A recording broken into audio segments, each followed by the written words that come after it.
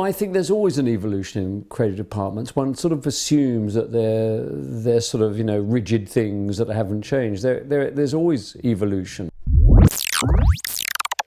But, I think there's a huge danger in saying, marketing communications has been revolutionized. It hasn't been revolutionized. What it's done, we've been given is huge opportunity to exploit an idea in the way that we weren't able to do 10, 15, 20 years ago. But ultimately, you still have to start with an idea, and that idea has to start somewhere. Technology is not the answer, the idea is the answer. People talk about the digital era as being significant, and it is. I'm not saying it's not significant. It's fantastic what we can now do. But the arrival of television, in the mid-50s was in many ways a much greater revolution than has happened today. I mean, it changed completely the whole fabric of communication. And I think, television was much more profound.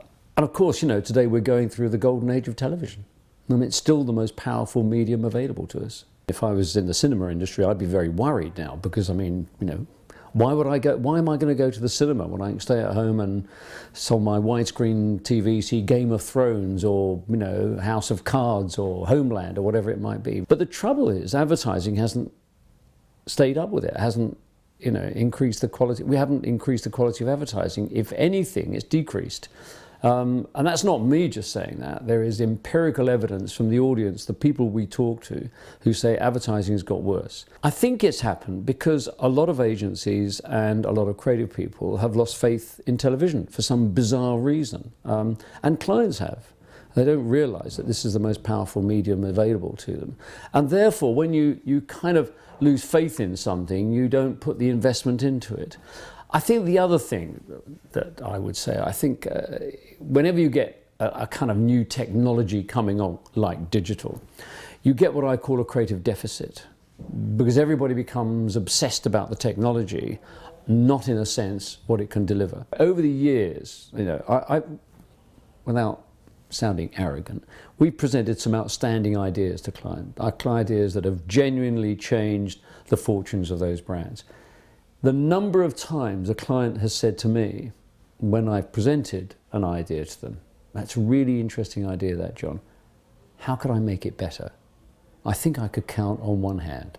So what I want from clients is, one, make them more demanding of the ideas that they're buying, and to say to us, how can we make it better? People talk about where's the best talent. I think we're a global industry now. We look at, we've got creative people from South America, we've got them from Poland, Germany, we've got them from Singapore.